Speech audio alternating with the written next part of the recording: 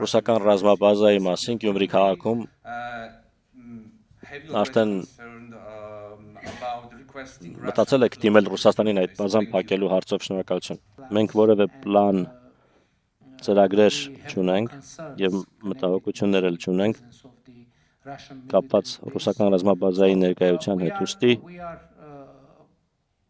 մենք սերտ գործընկերներ ենք Ռուսաստանի հետ եւ շատ սերտ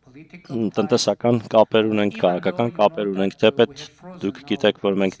սառեցրել ենք մեր մասնակցությունը ՀԱՊԿ-ին եւ դա կապված էր որոշ իրադարձությունների հետ, որոնք տեղի ունեցան 2022 թվականին, քանի որ Հայաստանը հիասթափված էր ՀԱՊԿ-ից, քանի որ ունենալով իրավական պարտավորություն ՀԱՊԿ-ը հավուր պատշաճի չարձագանքեց անվտանգության մարտահրավերներին, որոնք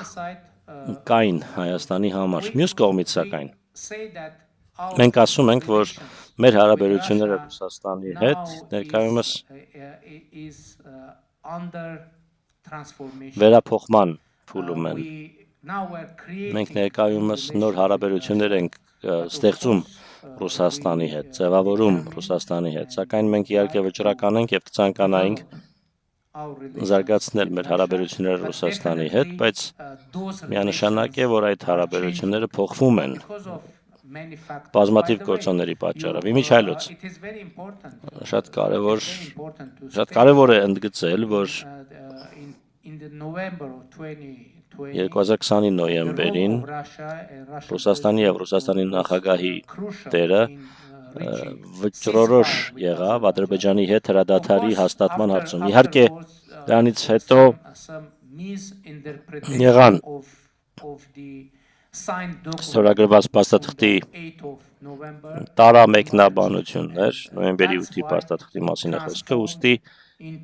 այն վերածվեց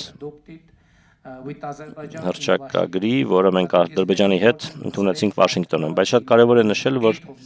նոյեմբերի 8-ին Ռուսաստանի դերը եւ անձամբ Ռուսաստանի նախագահի Վլադիմիր Պուտինի դերը շատ կարևոր եղավ հրադադար հաստատելու հարցում Հայաստանի եւ Ադրբեջանի միջև։